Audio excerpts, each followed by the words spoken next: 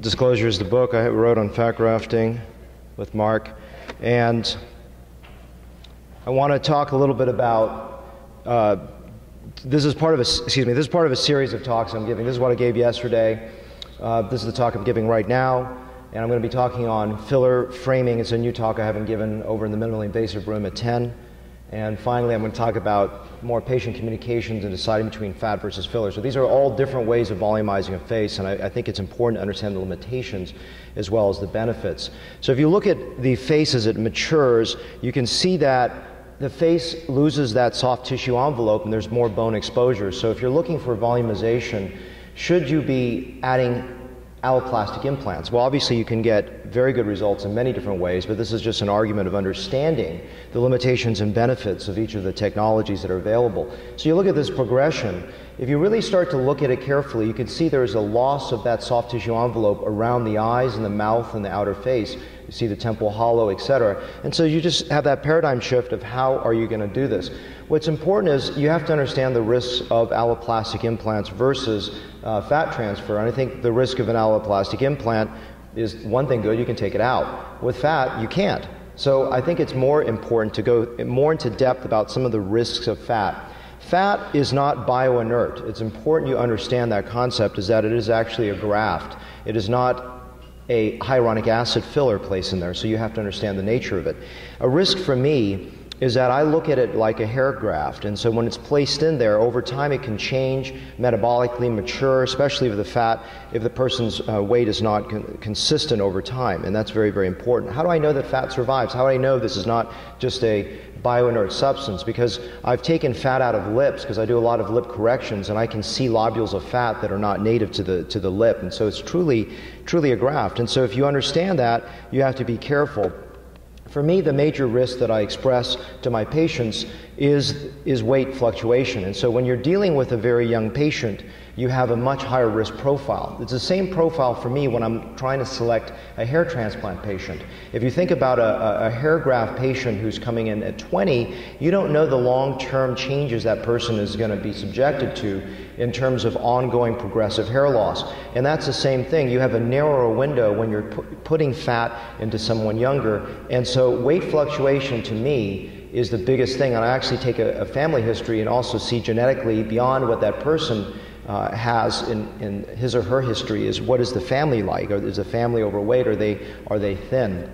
So going back to the young person, I was in Colombia a few years ago, down in South America, giving a lecture, and I was talking about how fat grafting should be cautious in a very young person, especially if you're using it for reconstructive purposes on a part of the face. And the person said, wow, I wish I'd known this, because it changed over time. It didn't look good. And so using it as a bioinert filler is problematic in my opinion. And so I use it as a baseline fill to give a very beautiful foundation for the face. But it is permanent, so you have to understand those limitations, and you have to be able to counsel a patient on those limitations. And then, so the concept here is that I don't use fat to reconstruct. I don't use it as a reconstructive modality to fill parts of the face here or there. I use it as a baseline fill, and I think this is a point that I'm trying to really belabor, because I think it's important. So, with those limitations of fat, let's talk about how are you going to use fat versus a alloplastic implant. And I like the concept of like replacing like, and we're going to delve into that a little bit more in depth in just a minute. So I do believe that over time there is a linear loss of fat. If you think about a 1-year-old, a 5-year-old, a 10-year-old, a 20-year-old, 30-year-old, etc., and if that person's weight is stable, that person continues to lose volume, and it's a soft tissue envelope that person loses. But how much bone versus soft tissue is lost? Well, today in the era of very good dentition and good dental hygiene, I think there is still volumetric loss. You can see this in CTs, that there is still hard tissue loss and soft tissue loss, but there's a disproportionate degree of soft tissue loss vis-a-vis hard tissue loss. And so that's really, for me, conceptually so important, because if we go back and look at this with this paradigm, I believe that differential between soft tissue to hard tissue becomes exacerbated. In other words, there's a problem where you have there's more exposure when you put an implant in because it actually narrows that. And so I believe problematically is if you do that, you actually get more transition points. And so the whole goal of aging is to minimize soft tissue and hard tissue transition points. So you have more implant exposure.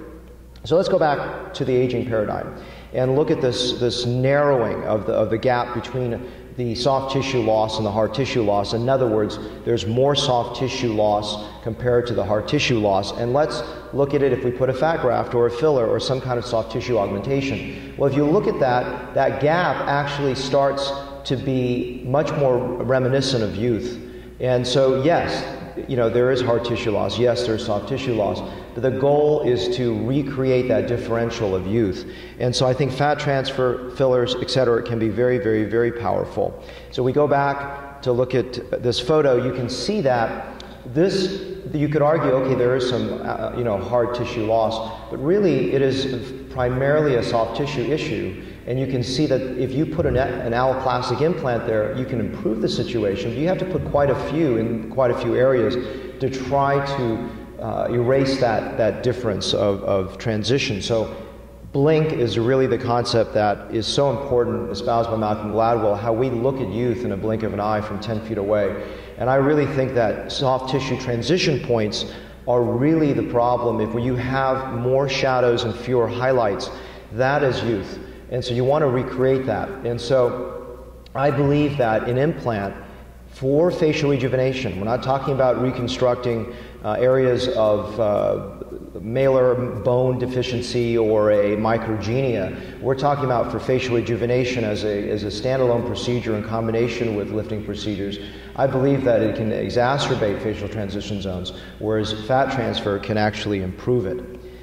This is a very important slide, though. As I said, benefit is one thing, but risk is another thing. So we need to look at everything we choose for our patients in terms of a risk-benefit profile. And so fat transfer in youth and fat transfers in metabolically unstable patients is problematic. So if you look at this, this is a linear aging from 20s up to, we'll say 50s, but obviously it can be beyond that, it can be also younger. What fat transfer, I believe, the older you have and the greater established record of weight stability, it gives me a better prediction for the future, just like in a hair transplant for future loss. If that person has a very good track record of weight stability, and you use fat in the right ways, as I said, as understanding its bioactivity, you can get very safe results and amazing rejuvenation. Implants, I believe, on the other hand, are quite the opposite. When you're dealing with a very young person, there's such a good soft tissue envelope that a lot of times what they're dealing with is just bad bone issues, either a weak chin or a weak malar eminence, and then the implant can be much more effective in youth. And over time, I believe, unless you use multiple implants to try to address a soft tissue problem, you're going to have a worsening. I've seen this. Sometimes you put it into the malar area and you just exacerbate the transition, exacerbate bone exposure, and that's a problem. So concluding with the comment of like replaces like, if there's soft tissue loss, replace it. And if the patient is not metabolically stable, consider a bioinert filler. I think it's much better, and you may want to use an HA that can be reversible if that weight does fluctuate.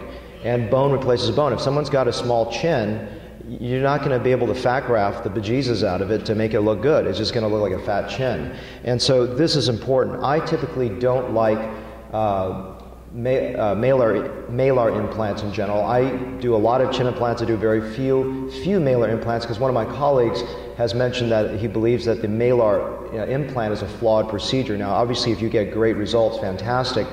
But I think inherently there is some risk profile of that area going into a space where you can have sometimes up to a 10 or 20% infection rate. So I still like using soft tissue augmentation to simulate bone in the midface. But in the chin, I love a chin implant. I just don't think that you can get that kind of result with putting fillers or soft tissue. You need to do some submental liposuction or lipocontouring along with a chin implant. So this is just a very easy, another schematic here, which is that fat transfer in the older patient and with a stable weight profile is very safe and very effective and very good for a patient, whereas an implant for a younger patient I think is more helpful. And that's a safety profile issue and also a rejuvenation profile. And then also understand that like replaces like. So if there is a fat tissue loss, consider using a soft tissue equivalent. And if there is a weak bone, consider an alloplastic implant. And try to not mix those two if possible. And this is just repeating again, a stable versus unstable weight. I know I tend to repeat myself 6 times, but I think it's a point that even with my patients, I tend to repeat several times because I think it's an important point. It can be missed if you just blow through it. So I always leave you with this slide as my favorite last slide of all my talks, because a lot of times as surgeons, as care deliverers to patients, we oftentimes just look at them mechanically and say we've got to lift it to a certain point, and you can hear the language when someone says, okay, that needs to be pushed 3 centimeters, this needs to be, how about looking, does it look pretty? Does it look beautiful? Does it look natural? Are you doing a beautiful work? Thank you very much.